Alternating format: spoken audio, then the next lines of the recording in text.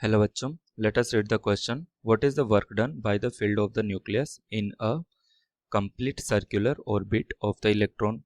What if the orbit is elliptical? यहाँ पर हमें क्वेश्चन में दिया हुआ है कि ये न्यूक्लियस है and under the influence of the field of the nucleus एक इलेक्ट्रॉन इसके अराउंड रिवॉल्व कर रहा है इन द सर्कुलर ऑर्बिट. ये इलेक्ट्रॉन इसके अराउंड रिवॉल्व कर रहा है in the circular orbit. Now we need to find out what is the work done in this process. And the second case दिया हुआ है हमें, अगर ऑर्बिट एलिप्टिकल हो तो क्या आंसर होगा. तो सबसे पहले हम यहाँ पर की कॉन्सेप्ट समझ लेते हैं. की कॉन्सेप्ट पहला जो की कॉन्सेप्ट होगा वो हमारा होगा work done by a force. Work done by a force का फॉर्मूला होगा F vector dot D vector, that is the force vector dot product with the displacement vector. ये हमारा वर्क डन हो गया. सेकंड होगा जो फोर्स एक्ट होगा between nucleus and the electron, वो फोर्स होगा कंजर्वेटिव फोर्स. ये होता है कंजर्वेटिव फोर्स. कंजर्वेटिव फोर्स का मतलब क्या होता है? कंजर्वेटिव फोर्स का मतलब होता है जो वर्क डन होगा it will depend on initial and the final position in a motion. तो अब हम यहाँ पर क्वेश्चन सोल्व कर लेते हैं. Let us start the question. सबसे पहले हम फर्स्ट केस के लिए सोल्व करते हैं. फर्स्ट केस में क्या दिया हुआ है?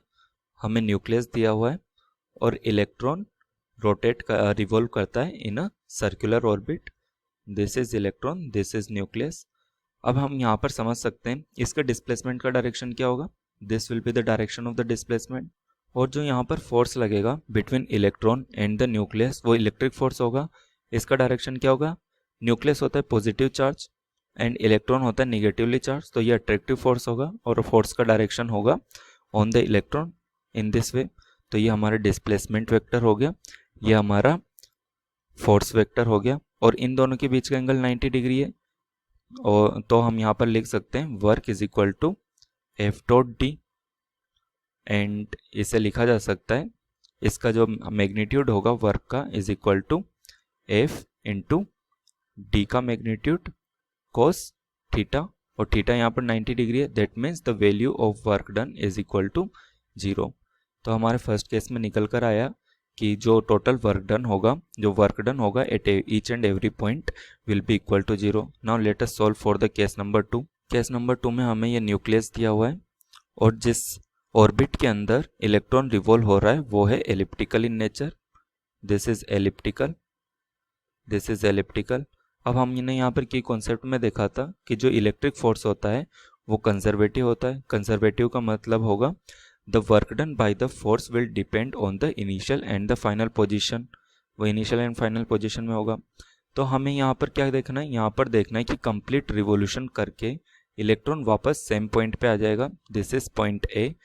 एक रिवोल्यूशन कवर करके वापस इसी पॉइंट पे आ रहा है. That means displacement is 0 and it will depend on the initial and the final position only. तो हम लिख सकते हैं कि डिस्प्लेसमेंट 0 है. That means work done in a complete revolution will also equal to 0. अब हम अपने यहाँ से फाइनल आंसर लिख सकते हैं. Final answer that is the work done is equal to 0 in both cases. Thank you. I hope you have understood the solution. Best of luck.